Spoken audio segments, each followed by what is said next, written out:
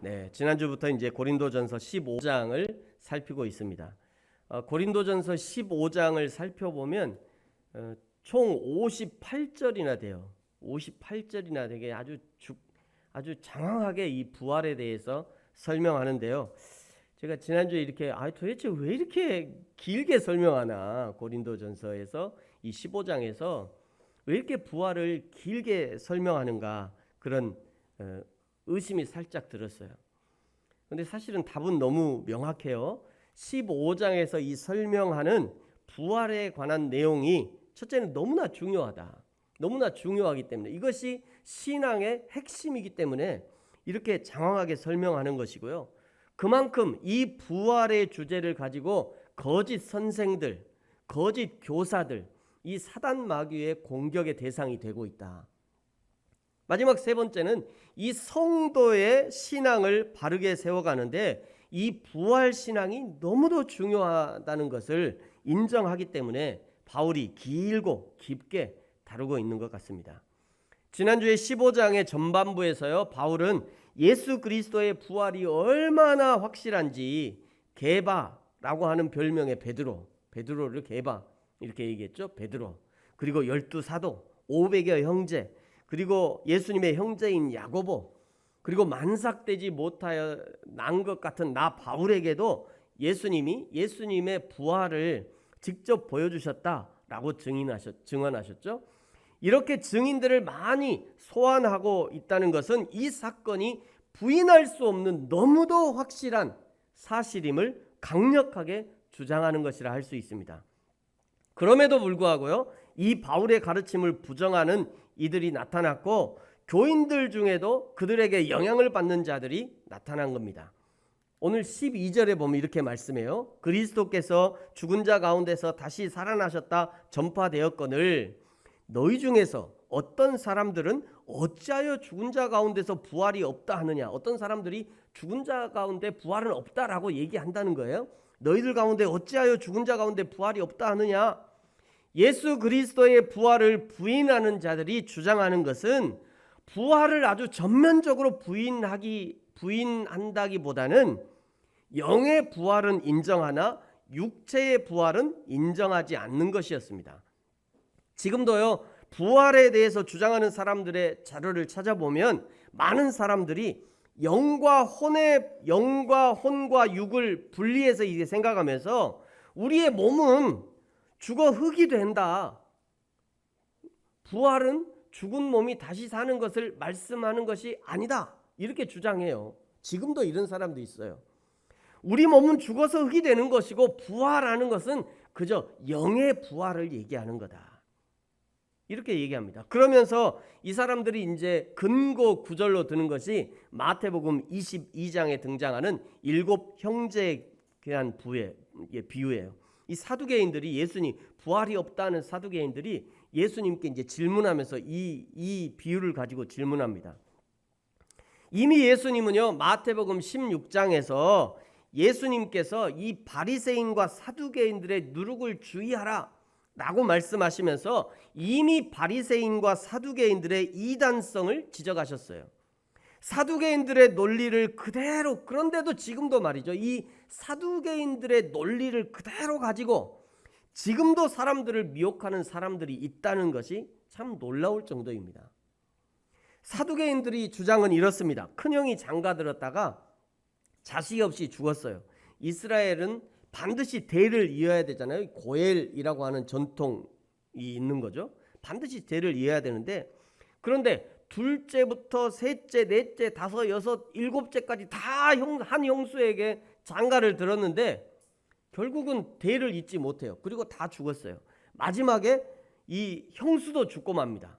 마지막에 형수도 죽었는데 과연 이 예수님의 부활이 있다고 주장하는 예수님의 주장처럼 진짜 부활을 하게 되면 그러면 이 형수는 부활할 때 누구의 아내가 돼야 됩니까? 이렇게 이제 예수님께 질문하는 거예요. 그때 예수님이 이렇게 대답해 주셨어요. 예수께서 대답하여 이르시되 너희가 성경도 하나님의 능력도 알지 못하는 거로 오해하였도다. 부활 때는 장가도 아니가고 시집도 아니가고 하늘에 있는 천사들과 같으니라. 예수님의 이 대답의 포인트는 뭐냐면요, 너희가 성경도 하나님의 능력도 알지 못해서 너희가 오해했다, 지금 이 얘기를 하는 거예요. 부활에 대해서 오해한 겁니다. 여러분, 지금도 성경을 모르면 오해하게 됩니다. 하나님을 모르면, 하나님을 제대로 알지 못하면 오해하게 돼요. 성경도 모르고 하나님도 모르면 교회가 뭔지도 오해하고요, 성도들의 신앙생활도 오해하게 돼요. 가정생활도 오해하게 돼요. 직장생활도 오해하게 돼요. 하나님을 모르면, 하나님과 성경을 모르면 인생이요 다 오해천지예요. 오해하게 돼 있어요. 사두개인들의 주장은 사람이 부활하면 육신의 몸이 없기 때문에 장가를 못 가는 것이고, 그러므로 육신의 부활은 없고 영적 부활만 있다고 주장하는 것이죠. 제가 생각해보세요. 이런 주장은요, 얼척없는 주장이에요. 약간의 유머가 될 줄 알고 얼척없다라고 썼더니 아무도 웃지 않으시는군요. 얼척없다, 이게 전라도 사투리인데요, 어처구니 없다는 방언이래요. 얼척없는 주장이에요, 그 사람들의 주장은. 그러나 부활하신 예수님은요, 자신의 부활체를 보여주면서 뭐라고 말씀하시냐면, 내 손과 내 발을 보고 나인 줄 알라. 또 나를 만져보라. 영은 살과 뼈가 없으되 너희 보는 바와 같이 나는 있느니라. 나중에 딱 한 번 의심한 도마의 별명이 뭐예요? 의심 많은 도마라고. 딱 한 번밖에 의심 안 했어요. 도마는, 아니, 성경에 딱 한 번 의심했거든요. 근데 누가 찬양을 만들었는지, 의심 많은 도마처럼. 천국에 가면, 야, 나 한 번밖에 의심 안 했다. 왜 나 한 번밖에 의심 안 했는데 그렇게 의심 많다고 노래를 하냐. 니네는 나보다 더 많이 했잖아, 이럴 것 같아요, 도마가. 어쨌든 도마는 딱 한 번 의심했는데요, 의심한 그 도마에게 예수님이 말씀하시는 게 뭐냐면, 내 손을 내밀어서 내 옆구리 한번 넣어봐라. 응? 나는 진짜 몸이 있어서 진짜 내 몸으로 부활한 거야. 이렇게 알려주셨어요. 부활하신 예수님의 몸은 일반적인 영적 존재인 천사나 다른 영적 존재와 같은 모습이 아니라 살과 뼈도 있는 전혀 새롭고 신비한 부활체로 부활하셨다는 거예요. 요한계시록 11장 15절에도 등장하고요, 고린도전서 15장 51절 52절에서 분명하게 말씀합니다. 여러분, 51절 52절 같이 한번 읽어볼까요? 시작. 보라, 내가 너희에게 비밀을 말하노니 우리가 다 잠잘 것이 아니요 마지막 나팔의 순식간에 호련히 다 변화되리니, 나팔 소리가 나매 죽은 자들이 썩지 아니할 것으로 다시 살아나고 우리도 변화되리라. 아멘. 죽을 자들이 썩지 아니할 것으로 다시 살아난다. 이전의 몸은 어떤 몸이었다고요? 썩을 몸이었다는 거잖아요, 이전의 몸은. 그런데 다시 부활하는 몸은 썩지 않을 몸으로 부활한다는 거예요. 여러분, 지금 저와 여러분의 몸은요, 죽어 땅에 묻히면 썩습니다. 우리 육체는 썩어요. 그러나 예수님이 다시 오실 때 일곱 나팔 소리를 듣고 부활하게 되는 그 부활체는 흙으로 돌아간 성분이 다시 원상 회복되는 것이 아니라 전혀 다른 성분들, 다시는 썩지 않는 부활하신 예수님의 몸과 동일한 신비한 부활체로 부활하게 된다는 거예요. 그러므로 저와 여러분이 예수님 다시 오시는 날 부활할 몸으로 다시 만나게 되면 아마 서로의 그 모습에 대해서 깜짝 놀랄 거예요. 서로의 못 알아볼지도 모르겠어요. 우리의 몸은 비만도 없고요, 부활하게 된 우리의 몸은 비만도 없고요, 너무 마르지도 않았을 것이고 늙지도 않았을 것이고 얼굴에 주름도 없고 기미도 없고 상처도 없고 대머리도 없어요. 할렐루야. 그때는 대머리도 없어요.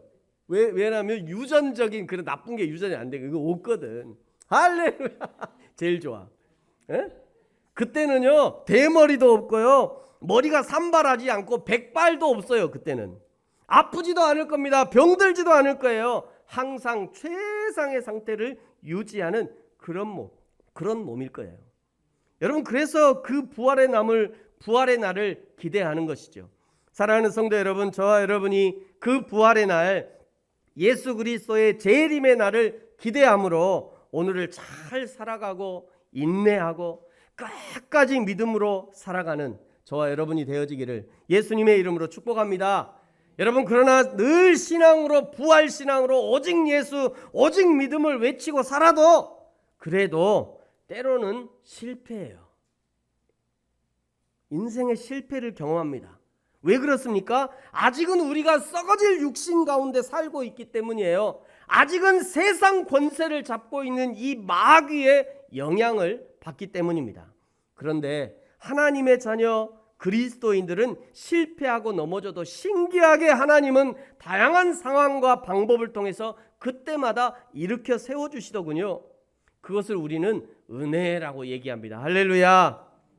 여러분, 넘어지지 않는 것이 은혜가 아니라 넘어져도 다시 일으켜 세워주시는 것, 그것이 은혜예요. 그것이 은혜입니다. 여러분, 오뚜기를 알고 계시죠? 오뚜기. 저 봐요. 원래 이게 소리가 나는데 점검을 안 했군요. 오뚜기잖아요. 오뚜기.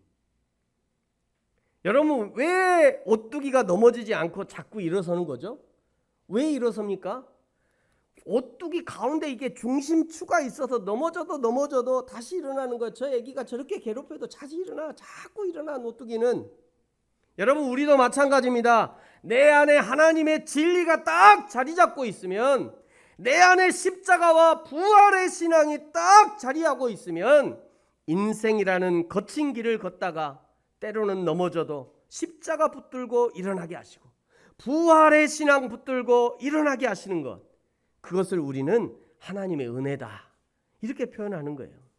사랑하는 성도 여러분, 저와 여러분의 인생 가운데 십자가 신앙으로, 부활의 신앙으로 우리의 중심이 세워지고 넘어져도 다시 일어나는 오뚜기와 같은 은혜, 하나님의 은혜를 받아 누리는 저와 여러분이 되어지기를 예수님의 이름으로 축복합니다.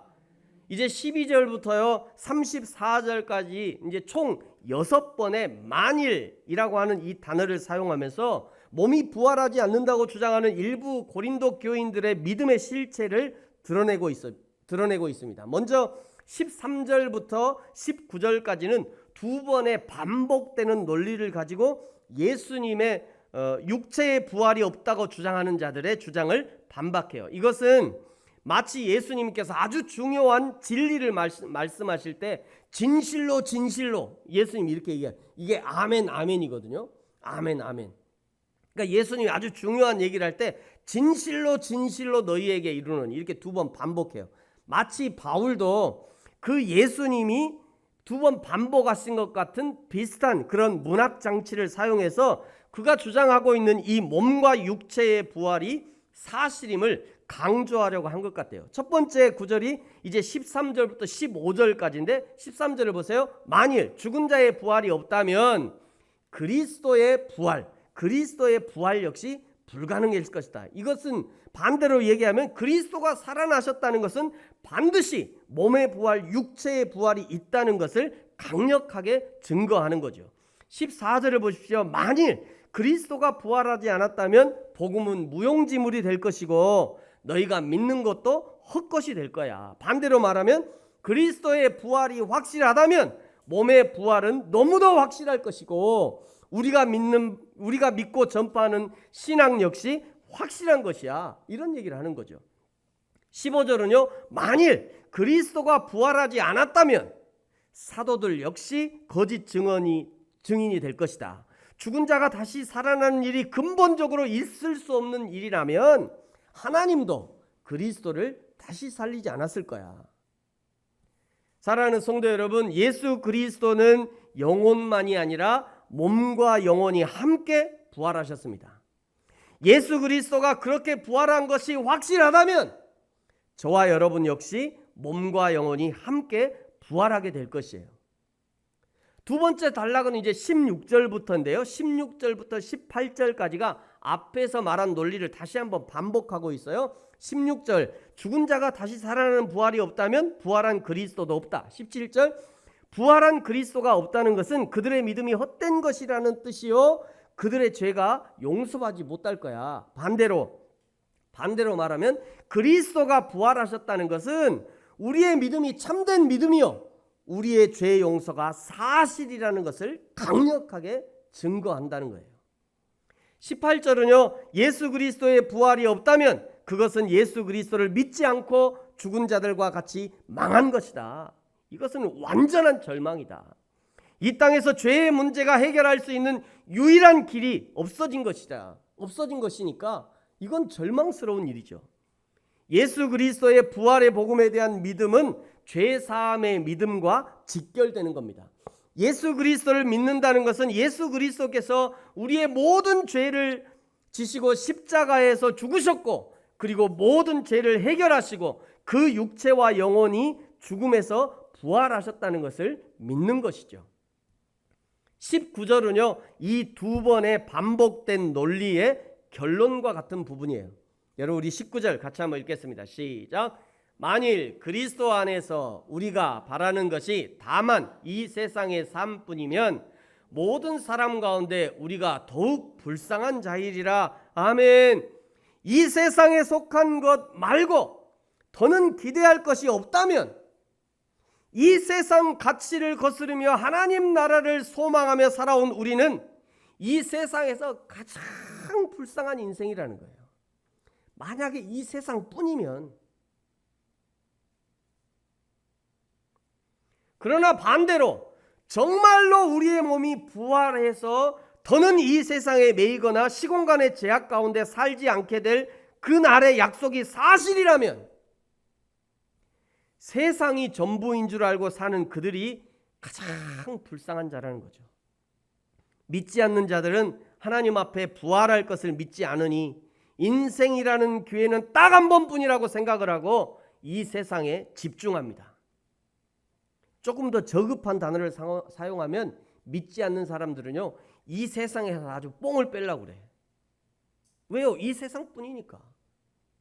저 하나님의 나라를 믿지 않으니까 어떻게든지 이 세상에서 승부를 보려고 하는 거죠. 믿지 않는 자들은. 그러다가 자기 스스로 말이죠, 탐욕의 노예, 쾌락의 노예, 소유의 노예, 권력의 노예로 전락할 수밖에 없는 거죠. 한 번 사는 인생 오늘뿐이야 라고 생각하니까요. 그러나 사랑하는 성도 여러분, 반드시 기억하시기 바랍니다. 2000년 전에 예수님은 십자가 죽음에서 부활하셨고, 이제 예수님을 믿는 우리 모두는 예수님이 다시 오시는 그날에 반드시 부활하게 됩니다. 믿는 자는 그 부활의 영광에 참여할 것이고, 믿지 않는 자는 그들도 부활해서 영광이 아니라 지옥 형벌에 참여하게 될 거예요. 20절부터는요, 다시 반복해서 그리스도의 부활이 너무도 확실한 사실임을 알려줍니다. 여러분, 이렇게도 길게 자꾸 반복해서 벌써 몇 번째 반복하니 도대체? 응? 지난주에 우리 전도사님이 잠언을 설교했거든요. 새벽 설교. 그러시더라고. 왜 잠언은 맨날 또 했던 얘기 또 해가 또 하고. 왜 이렇게 잠언이 처음부터 얘기했어요. 잠언 어렵다고. 근데 이제 본인이 해보시니까 잠언 얘기는 맨날 한 얘기야 또 하고, 한 얘기 또 하고, 한 얘기 또 하고. 둘 중에 하나겠죠. 하나님이 술이 취했든지 아니면 중요하니까 얘기하는 거예요. 그죠? 중요하니까. 고린도전서도 마찬가지예요. 왜 이렇게 58절이나 되는 긴 구절을 통해서 또 자꾸 반복하냐고요. 그만큼 중요한 거예요. 이게 부활 신앙이 너무나 중요하기 때문에 반복한다는 거예요. 20절은요, 예수님은 잠자는 자들의 첫 열매로 부활하셨다. 21절은 아담은 사망을 가져오고 예수님은 부활을 가져왔다. 22절, 아담 안에, 즉 죄 안에 속한 사람은 죽고 그리스도 안에, 생명 안에 속한 사람은 모두 삶을 얻을 거야. 23절을 보세요. 부활에도 차례가 있다 말씀하죠. 가장 먼저 예수님이 부활하셨고, 그 다음에 예수님이 재림할 때 그리스도께 속한 자, 예수님 믿는 자들이 부활한다는 거예요. 24절을 보십시오. 모든 부활이 끝난 후에는 모든 통치, 모든 권세, 모든 능력을 멸하실 것이다. 25절, 인류의 종말을 말씀하는 거죠.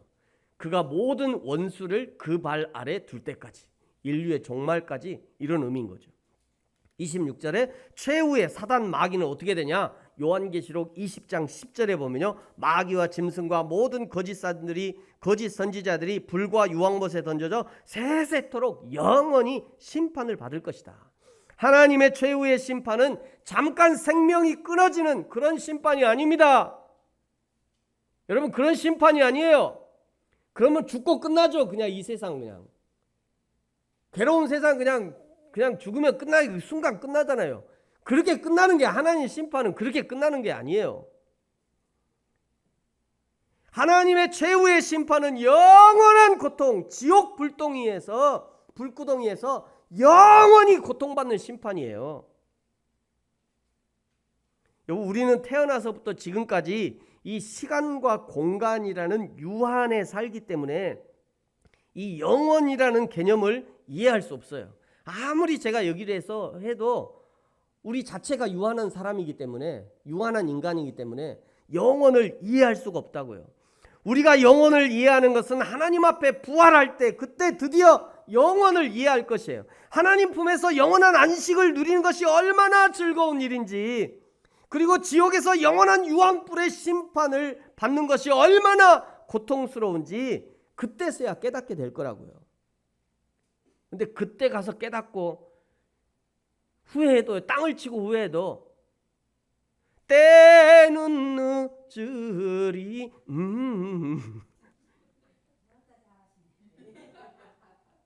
그때 가면 때가 늦어요. 이미 그때 가서 땅을 치고 후회해도 때가 늦다고요. 그때 가도.